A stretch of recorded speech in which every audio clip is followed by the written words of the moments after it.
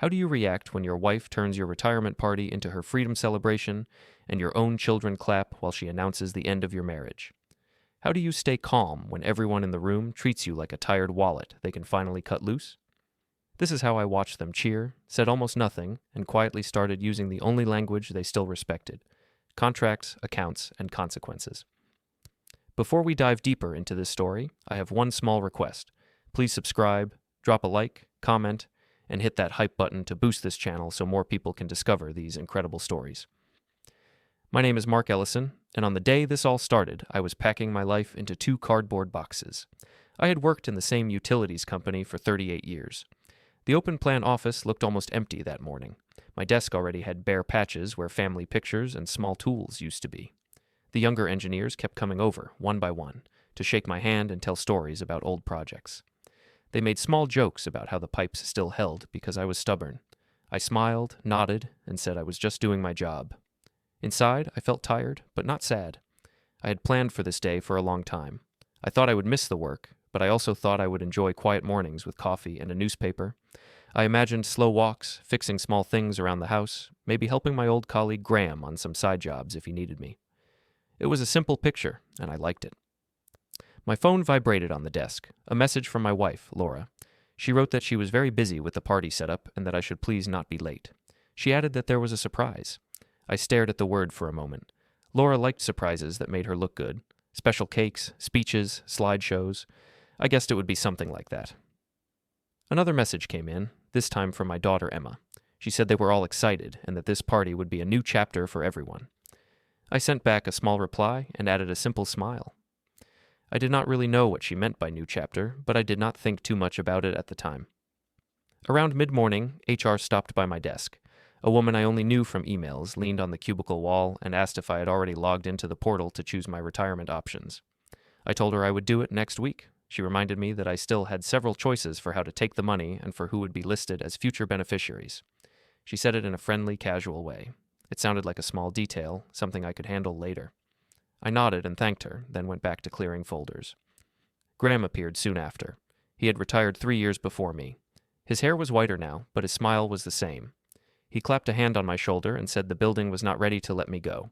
He also said that at least I would finally sleep normal hours. I told him that I might actually miss the night calls when pipes broke during storms. He laughed and said he would not. We sat together in the break room with paper cups of coffee. He asked how Laura was handling everything. I said she was busy with the party and that she wanted it to be perfect. He raised his eyebrows a little and looked at me for a second longer than usual. Then he changed the subject and asked if I had thought about some consulting work later. I said we could talk about it in a few weeks when the dust settled. By noon, my desk was clean. I walked through the office one last time, saying goodbye to people. Some of them thanked me for teaching them how to read an old plan by hand. Others said they learned more from my calm reaction during emergencies than from any training course. Their words felt strange and warm. At home, I did not hear these kinds of things very often. On my way out, I passed the framed picture on the hallway wall. It showed the big flood 20 years ago. I was in the middle row, covered in mud, holding a clipboard. Someone had once told me they liked that picture because I looked like the only person in the frame who was not panicking. I touched the frame lightly and then walked out. The country club was already busy when I arrived that evening. The parking lot was full of shiny cars. I parked my old sedan near the far edge and sat for a moment with the engine off. Through the glass doors, I could see people moving, waiters carrying trays, lights from the chandelier. I fixed my tie in the rearview mirror, took a slow breath, and stepped out. Inside, the banquet hall was bright and loud. A banner hung over the small stage. It said something about new life, big letters in gold. On one side of the room, there was a screen with a slideshow running, old photos of me on job sites, wearing a helmet, standing by pipes, talking to crews. On the other side, a bar and small round tables with white cloths. Laura spotted me and waved me over. She looked elegant, as always. Her hair perfect. Her dress chosen to stand out, but not too much. She hugged me briefly and said that everything was going just as planned. She told me I only needed to relax and let people praise me for a night. I said I could try. Emma and my son Josh joined us. They both looked happy and a little excited. Emma said that tonight was important, that it was time for all of us to move forward. Josh joked that I was finally joining the relaxed group. He told me he hoped I would not call him early in the morning anymore to remind him about bills. I smiled and answered that I would try to resist. People came up to shake my hand. Some were my old coworkers, some were Laura's friends from real estate. They spoke about my long career, about the city being better because of the projects I worked on. Laura stood close to them, smiling, almost like a host for a show. She kept one hand on my arm, but talked more to the guests than to me. After dinner, the lights dimmed a little. The host from the club clinked a glass and asked people to find their seats because the speeches were about to start. I sat at the main table with Laura on one side, Emma and Josh on the other. My plate was half finished. My stomach felt heavy, but I told myself it was just nerves. I never liked being the center of attention. My direct manager went first. He walked to the small stage, took the microphone, and talked about my years of service.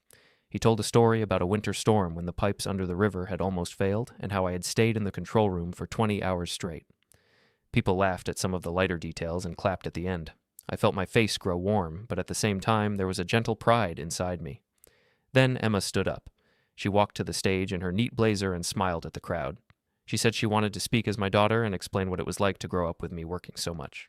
She talked about missing some school events, about late dinners, about my tired eyes at the table. Then she said that in the end, she understood that I did it all to keep us safe and stable. People clapped again. Then her tone shifted slightly. She smiled wider and told the room that now, with my long work finally done, there was no more excuse for me not to sign forms when Laura gave them to me. The crowd laughed.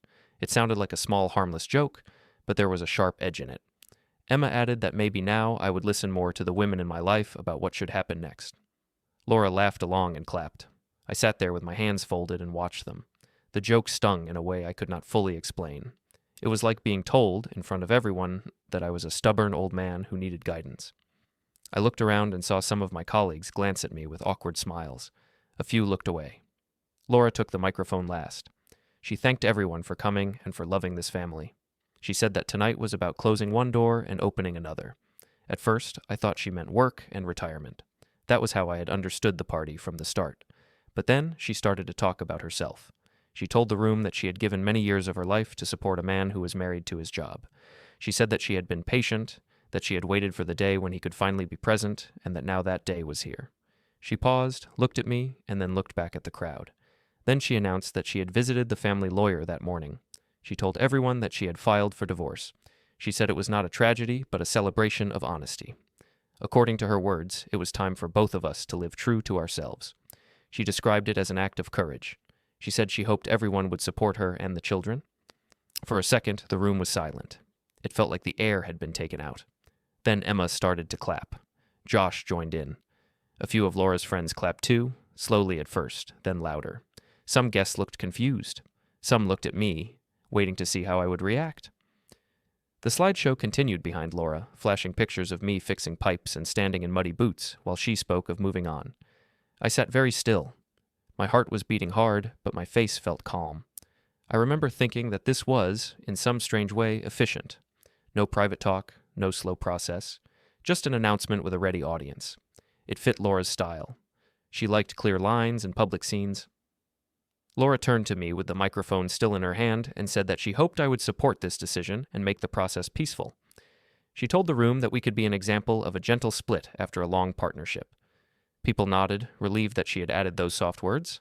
A staff member brought a folder to the table. Inside there were papers with tabs. I did not read them in detail at that moment. I saw my name, Laura's name, and several blank lines for signatures. In the middle of all the noise, I felt very quiet. It was like listening to the sound of pipes when water stops flowing. A hollow echo. I took a pen. My hand did not shake. I signed where the colored tabs showed me. I knew these papers were probably just basic acknowledgments, not the final settlement. In that moment, it did not matter. The real cut had already happened, and it had happened in front of everyone, with applause. When I finished, I closed the folder and pushed it back across the table. The clapping had died down. People began to talk again, some in low voices, some with forced cheer. The band started to play a soft tune. The staff continued to bring dessert as if nothing special had happened. I stood up and leaned toward Laura. Her perfume was strong, mixed with the scent of wine and candles. I kept my voice low. I told her that she had no idea what she had just done. I said it calmly, like a note about a small crack in a pipe. She smiled in a bright, almost relieved way, as if I had just agreed with her. Then she turned away to talk to one of her friends about travel plans. I stepped down from the main table and walked toward the back of the hall. People moved out of my way. Some touched my arm in passing. A few avoided my eyes. Near the doors, I paused and looked back at the banner, the slideshow, the tables full of plates and glasses. I felt like a guest who had arrived at the end of his own story, long after everyone else had decided how it should end. After the party, the house felt too bright. Laura turned on every light as if it was a normal evening. She placed the cards from the guests on the kitchen counter, lined them up in a neat row, and put my small gift bag from the company at the end. She said that it had gone much better than she expected, that people had been very supportive. She also said that everyone respected us for being so modern and honest. I nodded and took off my tie. My neck felt tight. I rinsed a plate that was left in the sink and stacked a few glasses near the dishwasher. Laura was already talking on the phone to one of her friends from real estate. She told her that the announcement had been brave, that this was her time now. When she spoke about it, it sounded less like the end of a marriage and more like a promotion. Emma and Josh went upstairs with their bags and coats. I heard their footsteps and their laughing voices through the ceiling. They were talking about how shocked some people had looked and how it would probably be a big story in their circles for a while. Emma said that at least now things would be simple, no more long talks with me about budgets. Josh said that I would calm down once I had time to get used to change. I stood in the kitchen and listened without trying to listen. It was a habit I learned long ago, back when the children were small and I had to understand their moods from the next room. Back then, I used it to know when they were sad or afraid. Now it helped me hear how they talked about me when they thought I was just part of the furniture. After a while, they all went to bed. Laura came down once more in a robe, checked her phone on the counter, and told me that we could talk about practical things later. She said we should keep things friendly for the sake of the children. Then she kissed my cheek very lightly and went back upstairs. I sat at the table, alone, with the cards and the empty glasses. The house was big and quiet. It had 4 bedrooms, a yard, and a small deck. Sometimes I still saw, in my mind, the first place I lived with the children. It was a small apartment above a grocery store on a noisy corner. The windows let in the smell of cooking oil and traffic. The roof leaked near the bathroom. The walls were thin enough that we heard music from the neighbors every night. Back then, it was just me, Emma, and Josh. Their mother had left when they were 6 and 3. It was not a dramatic exit. One day she sat at our small table and said that she felt trapped and empty. She said that she did not want this life. A few weeks later she was gone, living in another city with someone new. I handled the papers, kept my voice even, and focused on the children. That was the first time I learned how much can change at a table with thin paper and a pen. The parking lot behind that apartment became our yard. I taught Emma to ride a bike there between faded white lines. I let Josh draw chalk roads along the curb. I worked long shifts for the city, first as a junior engineer on call. Sometimes I had to bring them to the office break room in emergencies when the sitter canceled. They would sleep on 2 chairs pushed together while I checked figures on a screen. I remember one evening in particular. I was standing at the window of the apartment, looking down at the wet pavement. I had just finished sorting bills. There was a pile marked paid and a smaller pile marked not yet. I had $20 left for the rest of the week. Emma had grown out of her school shoes. Josh needed a winter coat. I looked at the numbers again and thought that if I took any more overtime, I would barely see them awake. I decided to take the overtime anyway. At the bridge construction site, we worked in every kind of weather. In summer, the heat from the river rose like steam and made us dizzy. In winter, the wind cut right through the layers of our jackets. I checked drawings, inspected welds, walked beams high over the water. There were days when I felt fear in my chest, but it never reached my face. The crew joked that if I said it was safe, it was safe. That trust kept me careful. The extra pay from those shifts went into simple things: school supplies, a second-hand computer for Emma in high school, a good set of tools for Josh when he said he might like mechanical work. Later, when things were a little more stable, I opened a basic account that the kids did not know about. I told myself it was for their college or for trouble. My sister Helen helped me set it up. She told me that even a small safety net was better than none. Years later, when I met Laura, life looked different. The children were teenagers. I was still tired, but the panic had eased. I wanted them to have a home that did not shake when trucks passed. I called a real estate office one day, almost on impulse. They sent Laura to show me a small house on a quiet street. She walked through the rooms in professional heels, pointing out storage and light. She asked about my work and the children. When I told her that I had raised them alone since they were small, she looked at me in a way I was not used to. She said that it took strength and patience to do that. I did not know what to say, so I just laughed and told her that I made a lot of lists. The children liked her at first. She brought small gifts when she visited. She listened to their stories and told them she believed they could do anything. She made our small rented house feel warmer with simple touches. A plant here, a picture there. When we married, it felt like a reward after years of strict planning and hard work. I thought that now we would share the load. For a while, that seemed true. Laura worked hard in real estate. She handled clients, open houses, home staging. I kept my long hours at the utility company. We pooled our money and bought the larger house where I was now sitting in the bright kitchen. At family dinners, the four of us sat together and talked about school, work, and plans. Over time, something in the tone of our home shifted.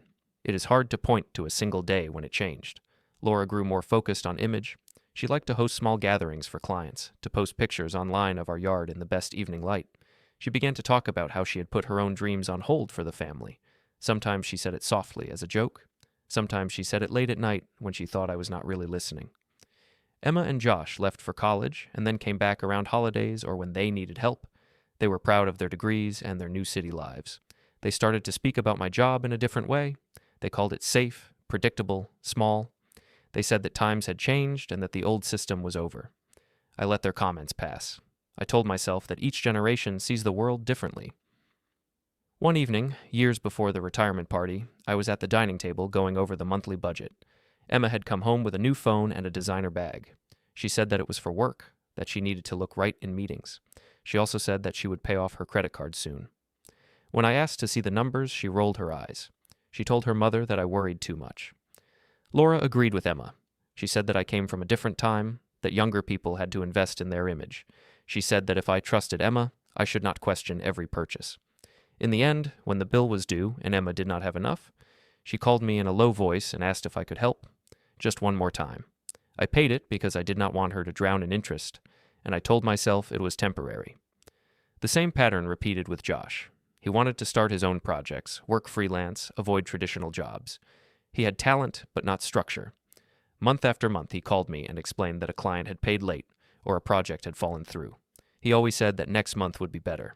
I sent money more often than I talked about it. When I tried to set limits, Laura told me that I was too harsh, that I did not understand how hard it was for young people now. I started to notice small jokes about my cautious habits. At dinners with Laura's friends, she would tell them that I had 3 spreadsheets for every simple decision. People laughed. She would say that I still printed maps instead of trusting my phone. More laughter. I smiled along. It seemed easier than showing that each joke landed like a small stone. Before my retirement, the topic of my pension and savings came up more often. Laura asked me several times if I knew the exact figures. She asked if I had checked how much we could get if I retired early. Emma said that planning ahead was smart, that we needed to think of long-term comfort. Josh asked how soon I could stop working, then added that he did not want me to work myself into illness. I answered their questions as best I could. I told them the general numbers. I said that I had some accounts set aside that I had never touched. Helen had reminded me more than once to protect those. When I mentioned her, Laura's face tightened a little. She said that outside family did not need to be involved in our plans. There were times when I tried to speak about respect, not money. I told Laura that I sometimes felt like the only value she saw in me was my stability. She said that I was being sensitive, that of course she cared about me as a person. She also reminded me, in the same breath, that without my steady work, none of them would have had this house or this life. The months leading up to the retirement party were full of small events that I did not connect at the time. Laura met more often with a lawyer friend of one of her clients. She said it was for help with contracts and property deals. Emma made more jokes about becoming a trust fund adult at last. Josh asked if I would consider putting him on the deed of the house so that things would be smooth in the future. Each moment felt like a single drop of water on stone. Alone, it was nothing.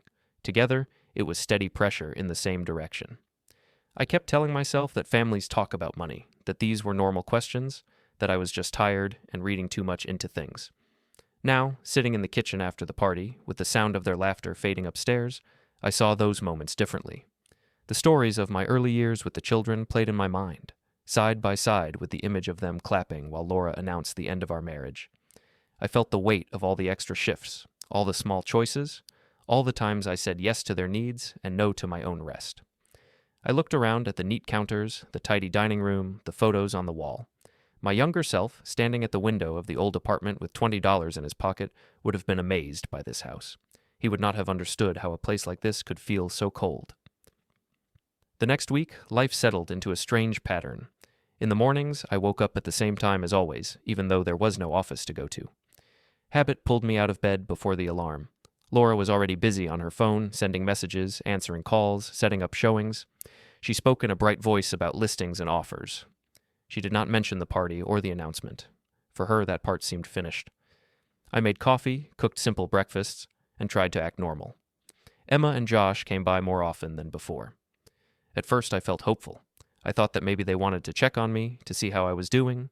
It took only a few visits to understand that they came mainly when they needed something signed or discussed. One afternoon, Emma sat across from me at the kitchen table with her laptop. She told me she had drawn up a basic plan to keep everything smooth. She explained that it made sense for Laura to keep the house for stability and for me to take more of the retirement funds instead. Then she added that, to make it fair, I should also commit to helping with their rent for a while, because the change would be stressful for everyone. I asked her how long a while meant. She said that we could talk about it later, that it depended on opportunities. When I hesitated, she sighed and said that she did not want to fight, she just wanted to avoid chaos. She said I had always been the one who kept things from falling apart, and that this was just another version of that. Josh was less organized, but more direct. He dropped by in the evenings and asked casual questions about the pension. He wanted to know if there would be a lump sum and when it might come. He joked that maybe we should all celebrate when it arrived. When I did not laugh, he told me not to worry, that they would help me enjoy life and not let me sit in a small room counting coins. I listened, nodded, and asked very few questions. On the outside, I looked passive. On the inside, a slow change had started. It was like watching the level in a tank drop. At first, you do not notice, then one day you realize the gauge is low. A few days later, Laura announced that we should all have a calm family meal to talk things through. She picked a chain restaurant near the mall. She said it was neutral ground and that nobody would feel cornered. I agreed because I wanted to see clearly what they expected. I also wanted to hear them say it in a place where they could not raise their voices too much. When I arrived, they were already seated in a booth near the window. Emma had a folder beside her and her laptop open. Josh scrolled on his phone. Laura smiled at me in a practiced way. She said that it was good we could do this like adults. The server took our orders and left. As soon as we were alone, Emma pulled the folder closer and said that she had drafted a simple outline of what she and her mother thought was fair. She said that her friend from work had given her a template. She talked about ongoing support, housing stability, and transition periods. The words sounded like something from a seminar.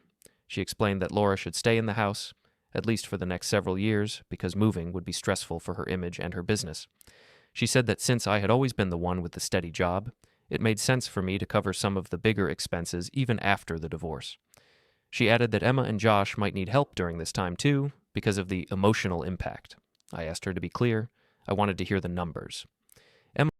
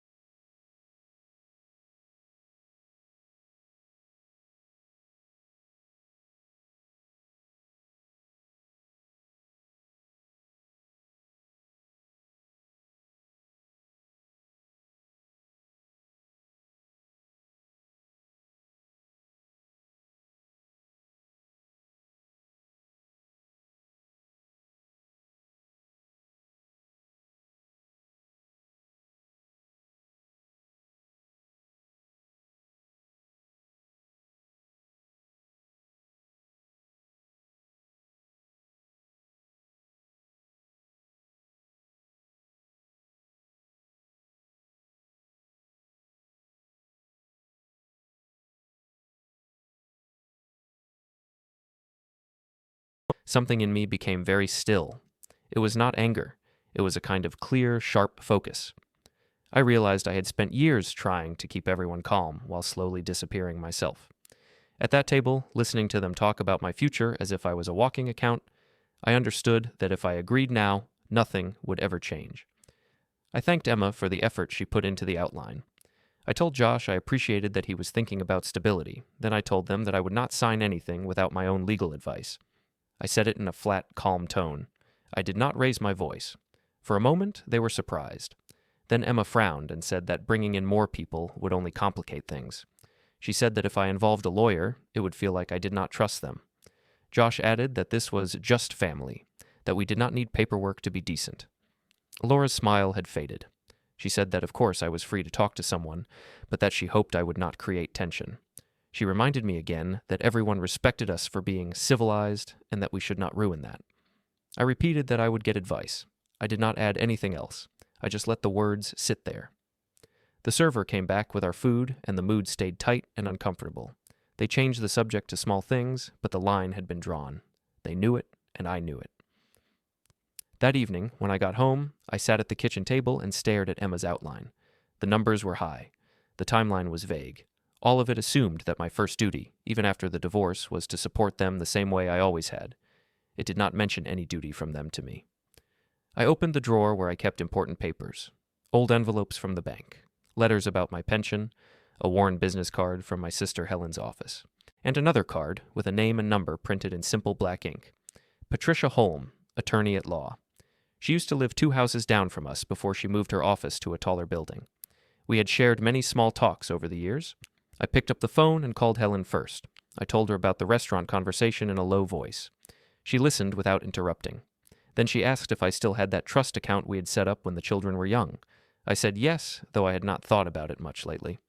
She reminded me that we had written the documents carefully with some conditions. She told me that before I agreed to anything, I should speak to someone who understood those papers better. After we hung up, I dialed Patricia's number. Her assistant answered and put me through. Patricia's voice was the same as always, calm, dry, direct. I told her that I needed to talk about the divorce and some old documents. She said that she had heard about the party from mutual acquaintances and that she was not surprised I was calling. She gave me an appointment for the next day. Her office was in a mid-rise building downtown. The waiting room had soft chairs and shelves with legal books. There were no fancy decorations, just clean lines and quiet.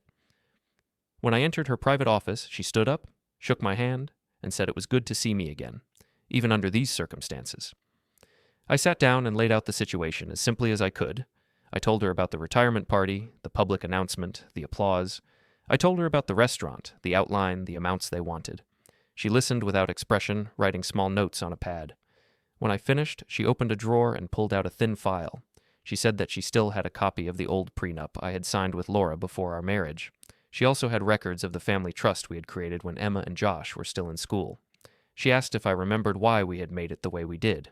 I admitted that I did not remember all the details. Back then, I had been focused on keeping the kids safe if anything happened to me. I just signed where she showed me. She smiled a little and said that she had noticed that about me. I trusted people who worked quietly in the background. She flipped through the pages, scanning paragraphs. She did not read them out loud. She just traced some lines with her pen, then looked up at me. She told me that the prenup kept certain assets separate, including some savings and the trust. She also said that the trust had some conditions about respect and contact that we had added after she listened to my story about raising the children alone. Hearing the word respect in that room felt strange. At home, it had become a vague idea, something people mentioned in passing. Here, it was a term on paper that could be applied. Patricia explained in general terms that public acts and written statements about breaking family ties could have meaning when read next to those conditions. She did not make promises. She did not tell me exactly what would happen. She just said that the situation was not as simple as Emma and Laura had assumed. She also asked about my pension and how I planned to take it. I told her what HR had said about options and beneficiaries. She nodded and said that the decisions there were important and should not be rushed. She suggested that we request all the official information and go through it carefully before I signed anything. I sat there listening and realized something. For years, I had been the steady support for everyone else. I rarely asked for help myself. Now, in this quiet office with files on the table, I felt a different kind of support. It was not warm or emotional. It was structured, firm, almost cold, but it was on my side. When our meeting ended, Patricia told me to bring her every document I could find, every message that involved money or plans, every note from the restaurant and from the party. She said we would take things step by step. I thanked her and stood up. As I walked out of the office, I did not feel lighter, but I did feel clearer. I understood that I had spent years playing by the rules others set for me. From that day, I would still play by rules, but not theirs. When I got home from Patricia's office, I did not turn on the television. I sat at the kitchen table with a yellow pad and a pen. It felt strange to take notes on my own life as if it were a project at work, but that was the only way I knew how to think clearly. I wrote 3 short lines: house, pension, trust. Then under that, history, promises, reality. I went to the drawer, took out the folder Emma had made for the restaurant meeting, and placed it beside the pad. I did not read her outline line by line again. I just looked at the total numbers at the bottom and the empty line where she had left space for my signature. Then I wrote a new word on the pad: assumptions. For the next few days, I treated my own home like a quiet site inspection. I opened old boxes from the closet and sorted through papers: bank statements, pension letters, school invoices, credit card bills I had paid just this once for Emma and Josh over the years. Each time I found a document that showed a pattern, I made a small mark on a checklist. Sometimes I scanned things into my computer. Sometimes I just put them into a new folder with clear labels. I did not hide what I was doing, but I also did not explain it. Laura saw me at the table with piles of paper and said it was good that I was keeping my mind busy. She said that retirement could be hard for men who lived through their work. She did not ask what I was sorting. She assumed it was only a way to pass time. One evening, while I was still collecting papers, Graham called. He said he had wanted to give me space after the party, but that he had something I might need. He had recorded the moment when Laura announced the divorce. He had done it almost without thinking. He said that when the cheers started, he knew I might one day want to see exactly how it looked and sounded from the outside. I listened in silence. Then I asked if he felt comfortable sending it to me. He said yes. He added that he had known me a long time and that I was not the kind of man who used recordings lightly. A few minutes later, the file appeared in my email. I saved it into the same folder where I was keeping my other documents. The next week, I called the HR office at the utilities company. I told them I wanted to schedule an appointment to go over my pension options in person. The woman who had visited my desk before retirement sounded pleased. She set up a meeting and told me to bring any questions I had. I thanked her and wrote the date and time on my pad. On the day of the appointment, I put on a clean shirt and my old work jacket. Walking into the building as a visitor felt odd. I signed in at the front desk and wore a sticker with my name on it, just like any contractor. The HR office had neutral colors and soft chairs. There were posters on the walls about planning for the future. A specialist sat with me at a small table and pulled up my information on a screen. She explained slowly and clearly the different ways I could receive the retirement money: a regular monthly payment with certain rights for a spouse, or a lump sum that could be moved into another account under my name. She showed me charts and simple graphs. She talked about taxes and options. I listened carefully and asked her to repeat the parts about control and beneficiaries. She told me that once I chose a structure and moved the funds, future changes would be mostly my decision, not anyone else's. She did not mention Laura or the children. The system only knew my name and numbers. In that room, the story was just me and the years I had worked. At the end of the meeting, she printed a summary for me.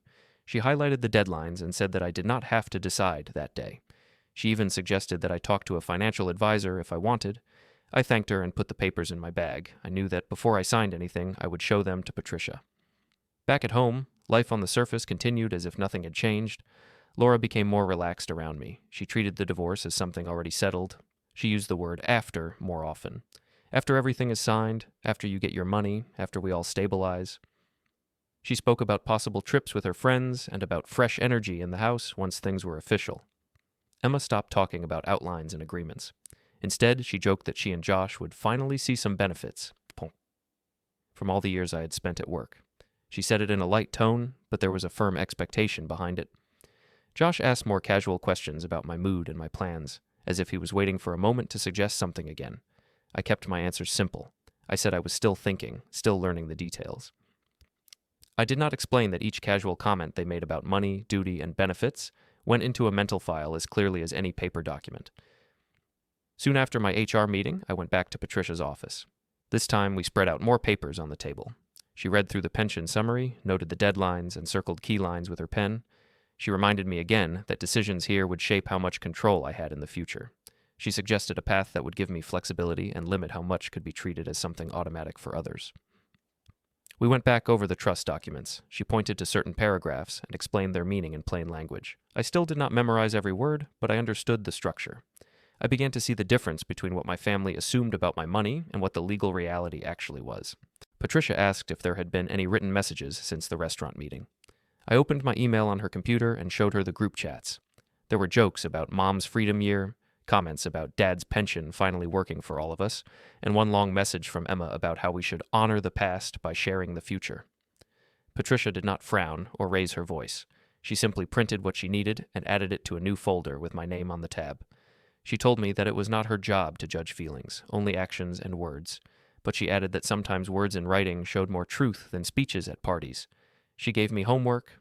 She asked me to write down, in simple points, what I wanted my own future to look like. Not what I wanted to avoid, but what I wanted to keep. Basic independence, a safe place to live, some work to keep my mind active, people around me who treated me as more than an account. She said that legal choices should serve that picture. On my way home from that meeting, I stopped at a small cafe across from a glass building with shared offices. I was supposed to meet someone there too. Danny, a younger engineer I had mentored years ago, had invited me for coffee. He was now running a small consulting firm that helped smaller towns with infrastructure planning. He was energetic, but not loud. He always listened carefully when I spoke about old systems and quiet mistakes. When he arrived, he looked at me with concern. He said he had heard about the party through Graham and that he found the whole thing strange. I told him I did not want to discuss the drama. I said I wanted to talk about work. He smiled then, relieved, and pulled out his own folder. He explained that his firm was growing faster than he expected. He needed someone who understood older networks and could talk to city officials in a calm, steady way. He asked if I would consider working with him part-time as a partner or senior advisor. As he spoke, I felt something loosen inside me. For months, maybe years, I had felt that my value in my own house was shrinking. Here, across a small cafe table, my experience had clear weight again. Not as history, but as present skill. We walked across to the co-working space. He showed me the small office he rented, the open desks, the scribbles on the whiteboard. Young staff members looked up from their screens and nodded to us. He talked about clients, projects, and plans. He also talked about how he wanted his company to treat people better than the places he had worked before. I did not say yes on the spot. Old habits kept me cautious. I asked to see his contracts and basic figures. He laughed and said that of course I would. That was why he wanted me. He needed someone who still believed that details mattered. We agreed to meet again in a week. That night, back at the house, Laura was on the phone in the living room. She spoke loudly, so anyone in the next room could hear. She told a friend that the hardest part of the divorce was waiting for the money to sort out. She said she was sure I would do the right thing, because I always had. She described me as steady, predictable, reliable. The words sounded like compliments, but they also sounded like tools she believed she could still use. I stood in the hallway and listened. I realized that in her mind, my steadiness was not a quality I owned. It was a resource that belonged to her, like a good location or a nice car. I went back to the kitchen, opened my notebook, and added a new line under my earlier list. Who decides what the right thing is? The next days were full of small actions. I requested full statements from the bank. I moved some small accounts into clearer forms, nothing dramatic, just cleaning. I saved copies of message threads. I drafted simple, direct questions for the pension office and for Patricia. Each step was legal, boring, almost invisible. There were no big speeches, no dramatic scenes, just forms, calls, and quiet signatures. But with each one, I felt a little less like a background figure in someone else's story and a little more like the main person responsible for my own. The week before the court date, the days felt slow and sharp at the same time. I woke up early, even though there was nothing on my calendar at first glance. Then I would remember that most of what I was doing now did not show up on any public schedule. It was in files, quiet meetings, short drives across town. One morning, I sat at the kitchen table with my notebook and looked over the list Patricia had helped me make. Questions for the court, questions for the pension office, notes about the house, and one line at the bottom that just said, future work. That last part felt the least heavy, so I started there. I called Danny and told him I was ready to talk more about his offer. He sounded pleased and said he could meet me at the co-working office in an hour.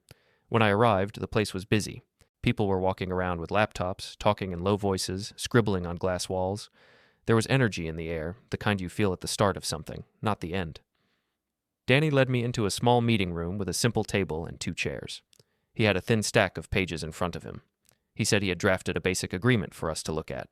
He also said that if there was anything I did not like, we could change it. He wanted this to work for both of us.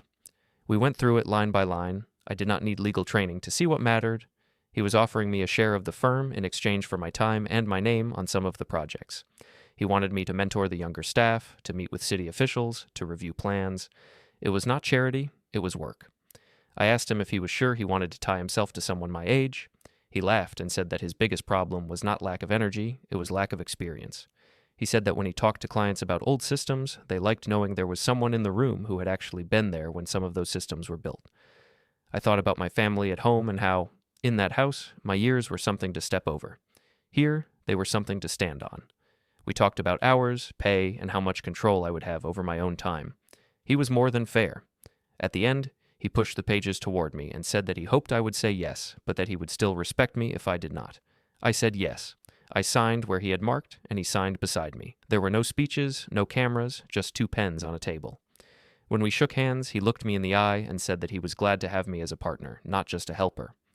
On my way home, I realized that for the first time since the party, I was not thinking only about what I might lose. I was thinking about what I could still build. A few days later, Patricia called to go over the court hearing. We met again in her office. She had the official schedule printed out and a short list of things the judge would likely ask. She told me that this first hearing was about the basic end of the marriage and the standard division of shared assets. It would not touch the separate trust or certain accounts.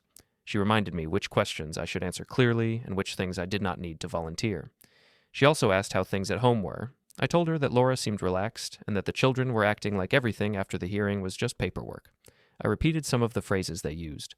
Once this is done, when the money comes, after you set things up for us. Patricia listened, then said that people like to build stories in their heads and forget that reality is built on documents, not wishes. We reviewed the pension decision, too. I had made my choice with her guidance. The funds would be moved into a structure under my control. No one at home knew the details. The process had started quietly, with forms and calls. It would finish in the same way. When I left her office this time, my folder felt heavier, but my steps felt steadier. The morning of the hearing, Laura drove separately. She left the house dressed carefully, in a way she knew would look good in any picture. She told me she would meet me at the courthouse and that her attorney would be there too. She also said that if I stayed calm and did not bring up extra things, this would all be quick and simple. I took my time getting ready. I put on my best suit, the one I had used for a presentation to the city council years ago. It fit a little differently now, but it still felt like solid cloth. I checked my folder twice, then locked the front door and drove downtown. The courthouse lobby was a tall space with cold light. There were benches along the walls and a security check at the entrance. People were there for many reasons, and you could see it in their faces. Some looked nervous, some angry, some tired. I felt a mix of all three, but tried to keep my breathing slow. I saw Laura near a pillar. She was speaking with a man in a dark suit, her attorney.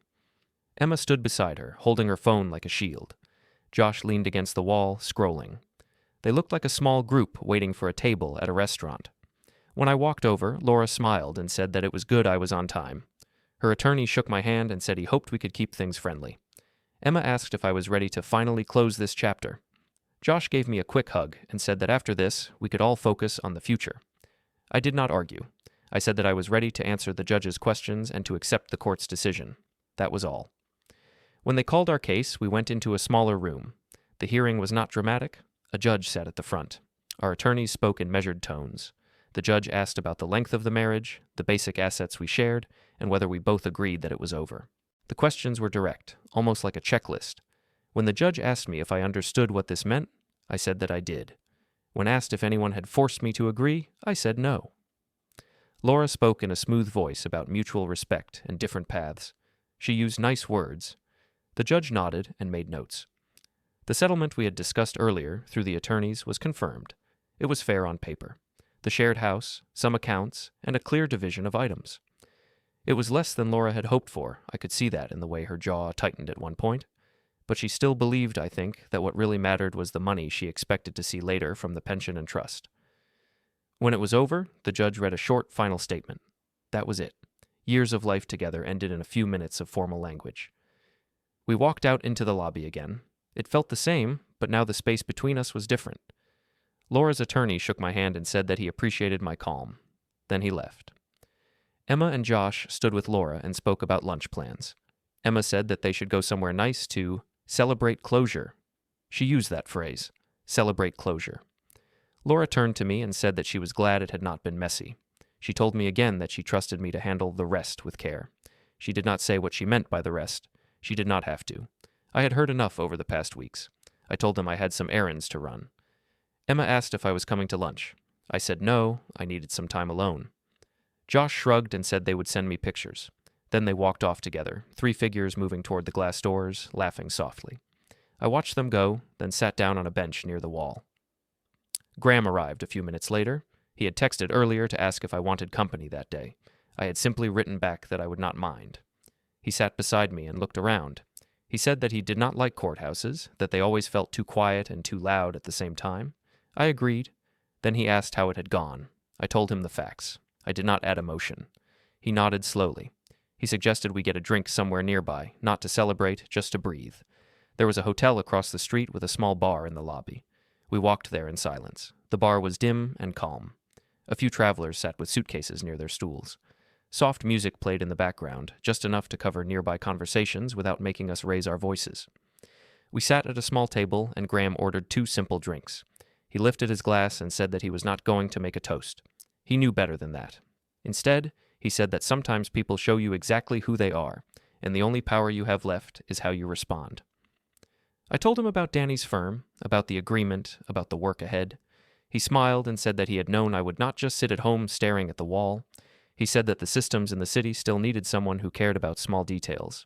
He also said that I was still the calmest person he knew, even now. We talked a little about our old projects, about small things that had gone right by chance and big things that had gone right because someone paid attention. Then we sat in silence for a while. It was not uncomfortable. It was like resting after lifting something heavy. At one point, Graham asked what I planned to do about the children. I thought about my answer carefully.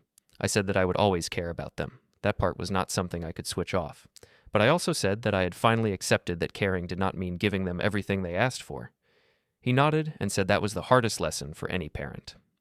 When we finished our drinks, we walked out to the street. The sun was starting to go down.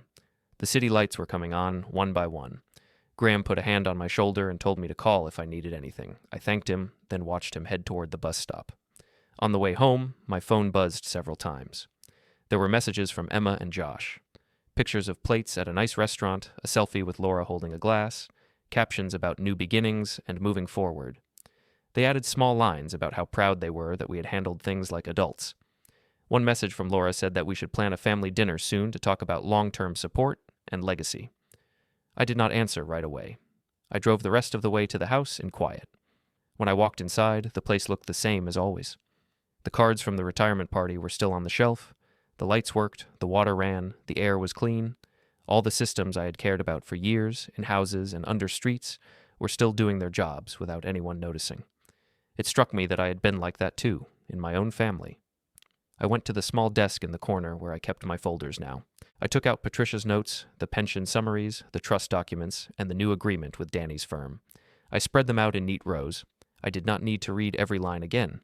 I only needed to see them all in one place. Then I took a blank piece of paper and wrote one sentence in the center. I will live on terms I can respect. It was not a legal rule. It was a personal one. But it helped me see everything else more clearly. Some things were already in motion. Some decisions had already been made. Others would become real in the weeks ahead. Later that evening, another message came in. This time, it was a group text from Emma. She wrote that she had booked a private room at an upscale restaurant for the following week.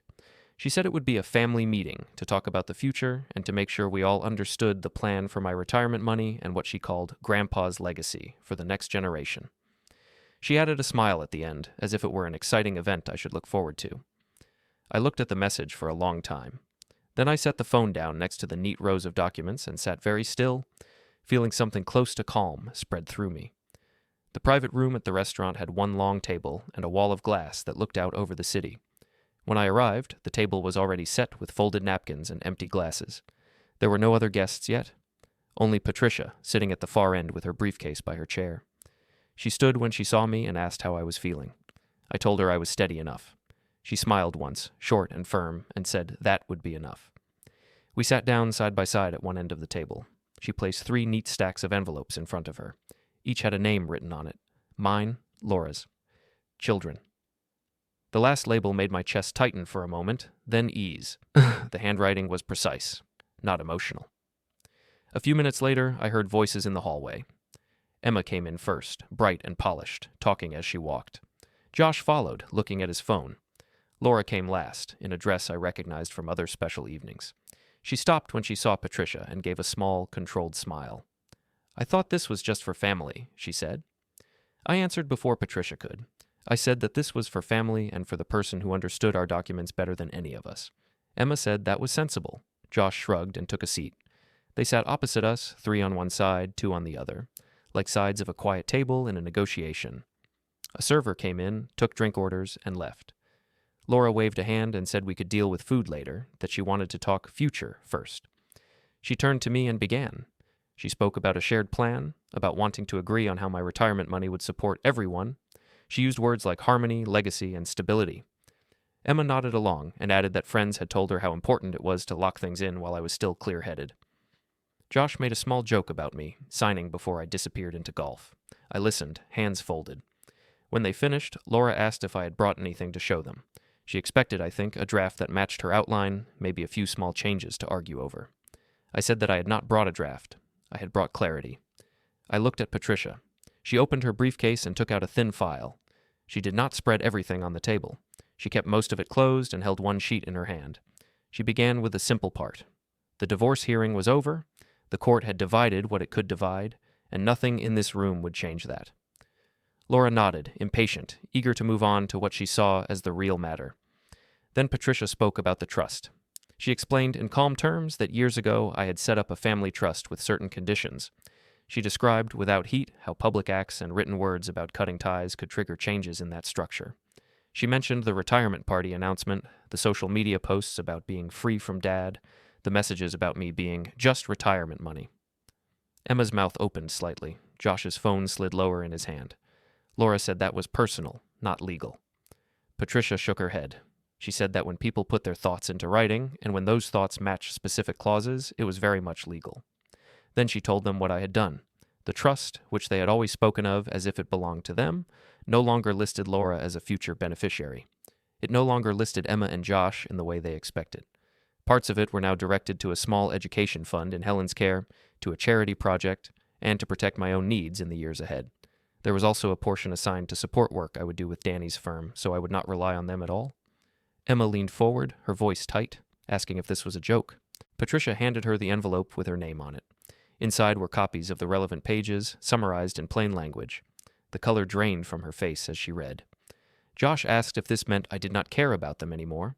I told him that I cared. I had cared for decades, but I would no longer pay for people who spoke about me as if I was a problem to solve and a wallet to open. Laura tried another angle. She said that she had given me the best years of her life, that she had stood beside me while I worked long hours. She said that this change was unfair to her. Patricia did not argue feelings. She just reminded her that we had a prenup which had always kept some things separate. Then she slid Laura's envelope across the table. Inside, Laura found a clear summary. What she already had from the court, what she would not have, and the fact that my pension had been moved into a form under my control alone. The survivor benefits she had counted on were not hers. The decisions had been made within the rules of the system she had chosen to use. The room fell very quiet.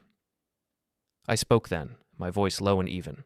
I said that I would follow every part of the court's decision. I would not fight what was fair on paper. But beyond that, there would be no extra monthly envelopes, no open account for every new plan, no automatic rescue from careless choices.